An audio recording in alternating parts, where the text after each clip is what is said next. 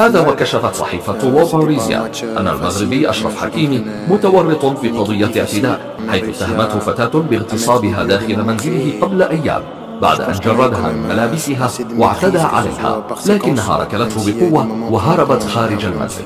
ووفقا لصحيفة ماركا فإن اللاعب نفى كل هذه الأخبار، وأكد للمقربين منه أن هذه القضية ملفقة وخاطئة تماما، كما أصدر محاميه الخاص بيانا قال فيه أن كل هذه الاتهامات باطلة. هذا وكشفت صحيفة لو باريزيان أن المغربي أشرف حكيمي متورط في قضية اعتداء، حيث اتهمته فتاة باغتصابها داخل منزله قبل أيام بعد أن جردها من ملابسها واعتدى عليها، لكنها ركلته بقوة وهربت خارج المنزل.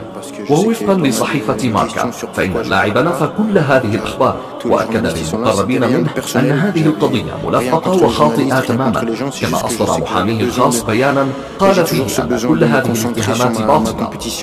ولد أشرف حكيمي في 4 من نوفمبر عام 1998 في العاصمة الإسبانية مدريد لوالدين مغربيين مهاجرين، فوالده ينتمي إلى مدينة واديزون في المغرب، ووالدته تعود أصولها إلى مدينة القصر الكبير المغربية أيضا. حكيمي عشق كرة القدم منذ طفولته المبكرة، ورغم أن والدته طلبت منه أن يمارس أي رياضة أخرى كالجودو أو السباحة، إلا أنه وجد في الكرة شغفه الأول والوحيد، وكان دائما ما يقضي جل وقته في اللعب بعد الخروج من المدرسة. ويقول والده: أشرف كان عاشقا للكرة بدرجة كبيرة، وبسببها لم يكن يهتم بدراسته. وأضاف ضاحكا: في يوم من الأيام حصل على درجات سيئة في المدرسة، وطلب منه أحد معلميه أن أحضر لأوقع على الملف الخاص بدرجاته، لكنه كان خائفا من ردة فعله، فأخذ الملف وقام بتقليد توقيعه، لكن علمت مسيرته الكروية. في عمر السادسة بدأ حكيمي مشواره مع المستديرة، وانضم إلى نادي إسباني يدعى ديبورتيفو كورونيا أوفيغيلي، والطريف أنه كان يلعب في مركز المهاجم.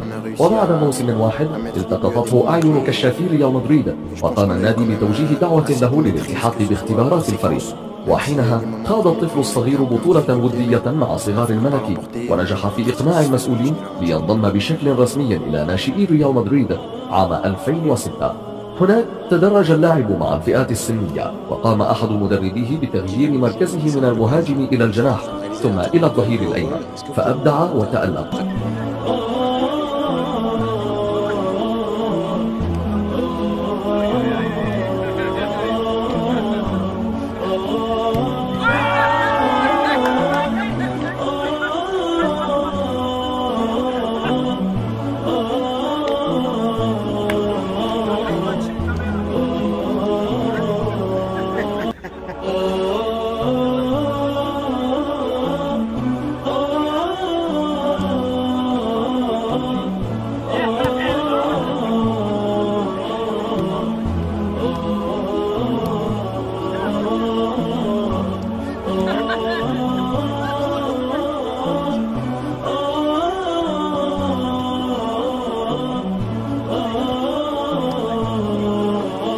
احتفالا بإنجاز المنتخب الوطني المغربي لكرة القدم ببلوغه نصف نهائي كأس العالم، استقبلت مدينة القصر الكبير يوم الثلاثاء أشرف حكيمي أحد صناع ملحمة قطر 2022.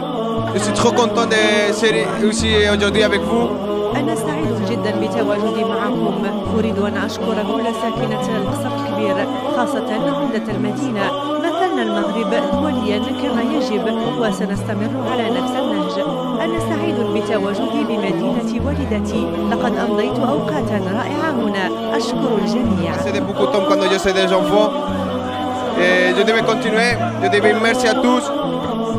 هذا ومن المرتقب أن يعود أشرف حكيمي بعد هذه الزيارة لمدينة القصر الكبير صوب العاصمة الفرنسية باريس لاستئناف تدريب رفقة فريقه باريس سان جيرمان بعد استفادته من عطلة قصيرة قضاها بين الولايات المتحدة الأمريكية والمغرب.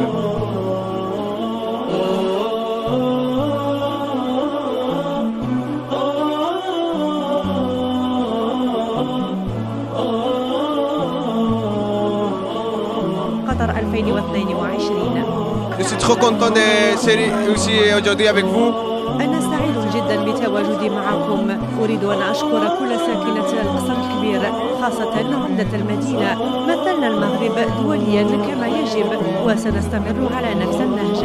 أنا سعيد بتواجدي بمدينة والدتي، لقد أمضيت أوقاتا رائعة هنا. أشكر الجميع.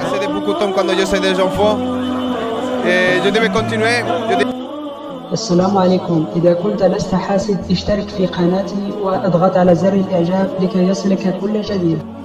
السلام عليكم. إذا كنت لست حاسد اشترك في قناتي واضغط على زر الإعجاب لكي يصلك كل جديد.